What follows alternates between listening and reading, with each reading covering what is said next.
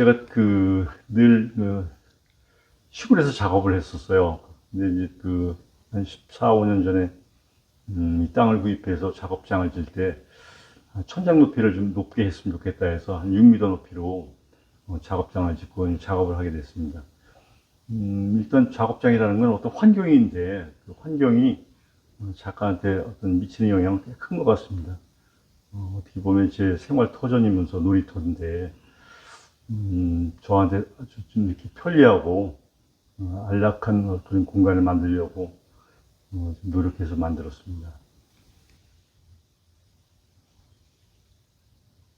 일단 크기가 좀 커졌습니다. 작품 크기가.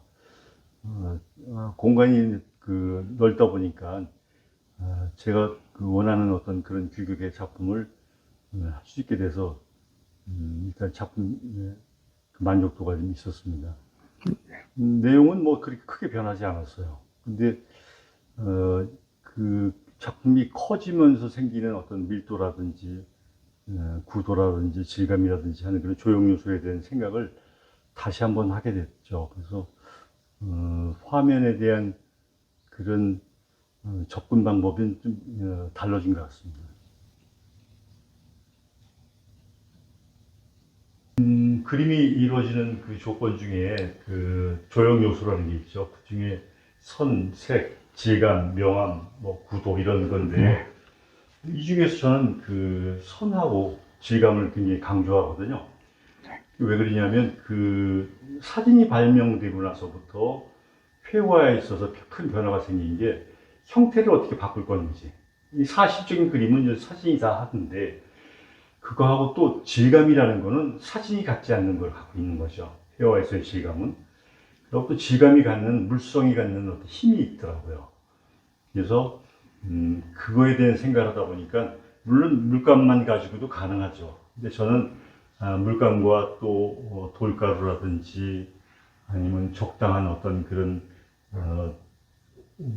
나무 조각이라든지 뭐 이런 거를 잘 버무려서 작업하는 데 이용하고 있습니다.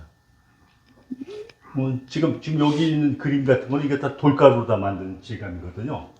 그래서 이걸 할 때도 그 돌가루가 갖고 있는 무겁고 둔탁한 어떤 물성을 어떤 도구로 또 쓸 거냐라는 그런 또 문제가 생기더라고요.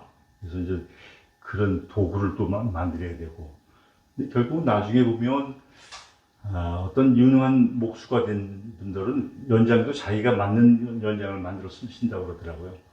근데 작가도 아무래도 이제 그 재료를 만들고 도구도 만들고 그렇게 해서 하는 게 재미난 과정이 아닌가 저는 그렇게 생각하고 있습니다.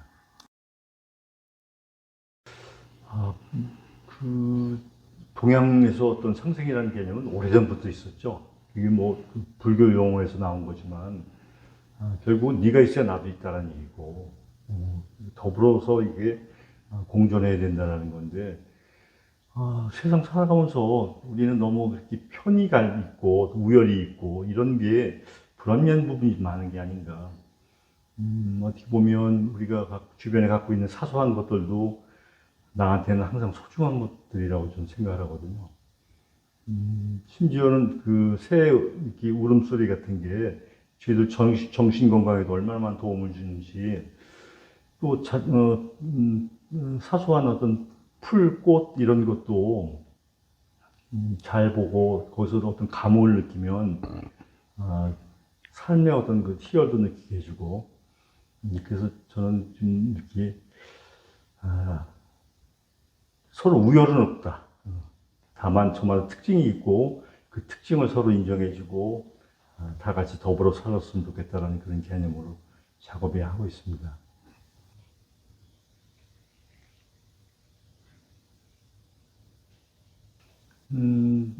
새라는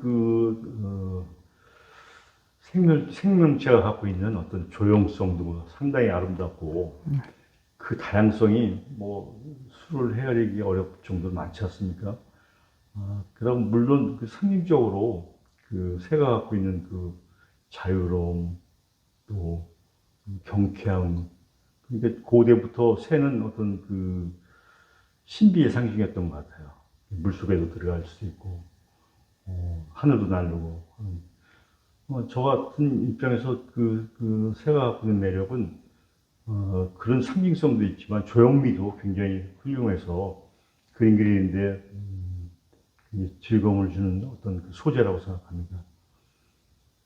지금 보면 우리 모든 대중가요든 아니면 문학이든 어디에도 새가 많이 등장하죠.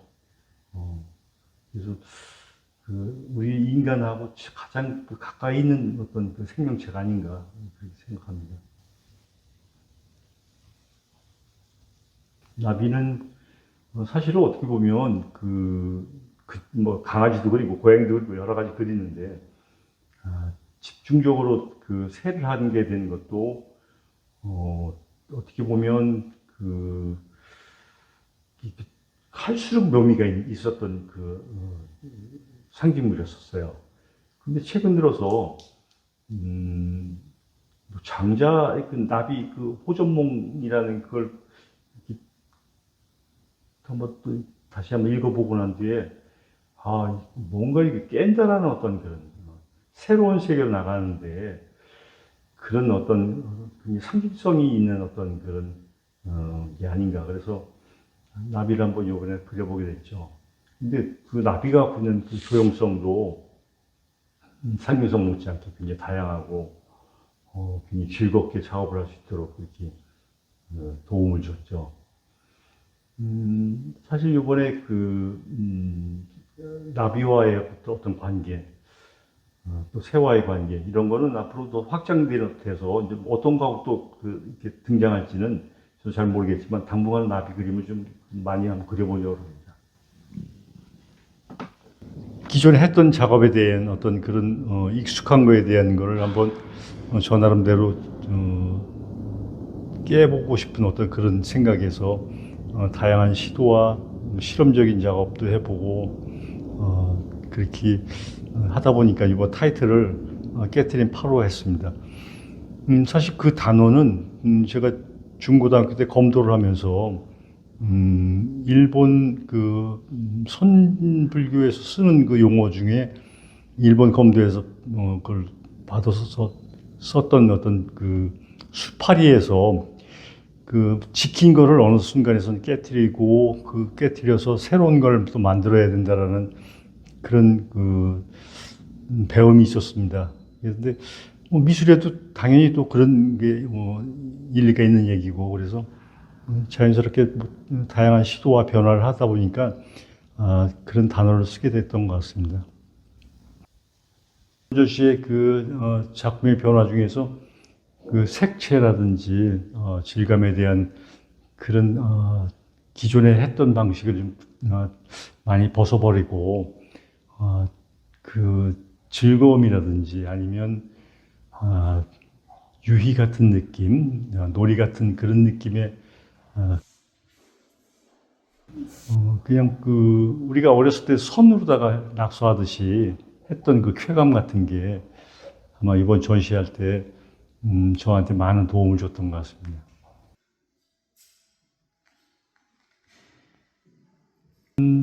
어떻게 보면 사실은 존재하지 않는다는 거죠. 저마다 해석이 있다라는 얘기인데 제가 갖췄던 주제도 어떤 분한테는 다르게 해석될 소지가 꽤 많을 것 같습니다.